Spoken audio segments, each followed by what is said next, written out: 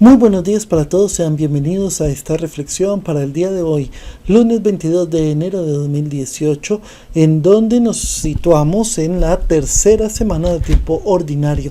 Les habla Iván Rodrigo Vaquero, soy licenciado en Teología de la Pontificia Universidad Javeriana y profesor de Biblia y Teología en la Escuela de Evangelización Santa Isabel. También me desempeño como docente de ética profesional en la Corporación Educativa Indoamericana, que es Escuela de Aviación.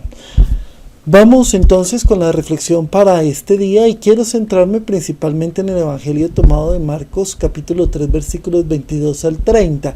Yo les explicaba hace días, si no estoy mal, esto fue el sábado, les explicaba cómo en este texto tenemos una figura de una inclusión. Vienen los parientes de Jesús que vienen a buscarlo porque piensan que está fuera de sí. Después de eso viene el texto de hoy, que es como los escribas piensan que Jesús tiene dentro un demonio y expulsa a los demonios con el poder del demonio, por ende que también está fuera de sí. Y después de este texto vuelve a aparecer la madre y los hermanos de Jesús que buscan a Jesús nuevamente para pensando que está fuera de sí. Entonces ahí tenemos claramente la inclusión de la familia, que son la madre y los hermanos, y en el centro este texto de los escribas.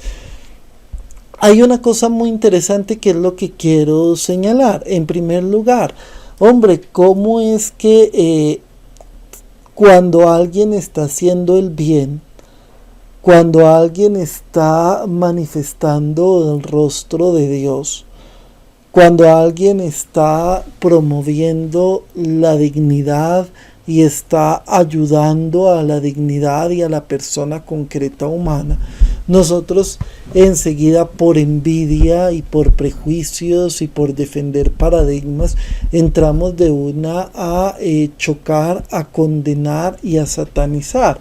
Eso me suena a todas esas personas que viven satanizando lo que no es católico, sencillamente porque son religiones o prácticas distintas que también no se puede negar que llevan a Dios. Pero pues nosotros nos quedamos encerrados dentro de nuestros paradigmas y juzgamos y rechazamos y condenamos otras maneras como Dios también acontece la salvación. Entonces mucho cuidado con juzgar. Nunca se debe ni juzgar, ni condenar, ni rechazar, ni satanizar aquellas prácticas que, repito, en otras culturas, en otras religiones y dentro de la misma iglesia conducen realmente a un rostro verdadero de Dios mismo. En segundo lugar, viene otra enseñanza muy interesante y es la siguiente: un reino que esté dividido no puede subsistir.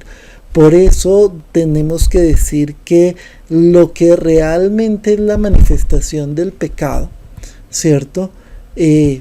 Es la ruptura de las relaciones humanas. El egoísmo, la autosuficiencia llevan la desconfianza, al odio y al romper, a la envidia, que lleva a romper las relaciones humanas. Y por eso lo que es contrario a la voluntad de Dios es todo aquello que genera división, que genera ruptura, que genera exclusión, que genera marginación.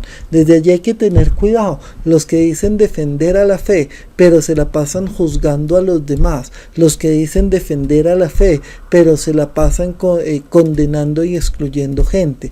Los que dicen defender a la fe, pero todo el tiempo están ahora sí generando excomuniones todavía en este siglo, pues hay que tener cuidado, porque lo que están haciendo es rompiendo el proyecto de Dios, que es justamente la construcción de la unidad. Entonces hay que tener mucho cuidado con esto. Tercer elemento importante que se deriva de allí. Entonces, repito, el primero era este tema de no condenar, no satanizar, para puntualizar y no perdernos. El segundo, mirar que realmente lo que es contrario es la división, es la exclusión, es la marginación. Y tercer elemento importante del día de hoy, miren, si queremos salir adelante, lo que tenemos que buscar es la unidad. en la familia, en el trabajo, con los amigos. No permitamos que aquellas cosas que generan ruptura trasciendan. No es malo pelear, es humano pelear, todos los días vamos a tener dificultades, pero no permitamos que vayamos a la cama sin habernos reconciliado. No permitamos que nos terminemos un día y nos vayamos a dormir dejando las mismas divisiones y las mismas rupturas.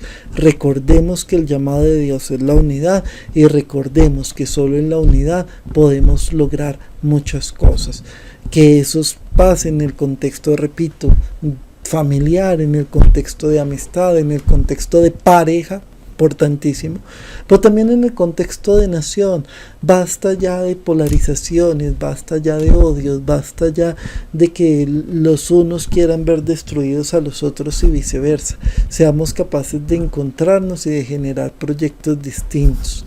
Seamos capaces de dar un paso al costado, los de un extremo y los del otro, para que el país pueda resurgir y para que nos podamos encontrar, ¿cierto? Y dejar que un proyecto común surja. Entonces, este texto de hoy tiene una enseñanza profundísima para señalar. Y viene lo otro, ¿no? Que es genial. Mire, todos los pecados serán perdonados, todos. Porque es que el pecado es constitutivo. Todos los pecados son perdonados.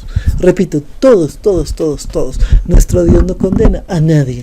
¿Cuál es el que este evangelio dice? Cuidado, porque solo hay uno que no se perdonará, ¿cierto?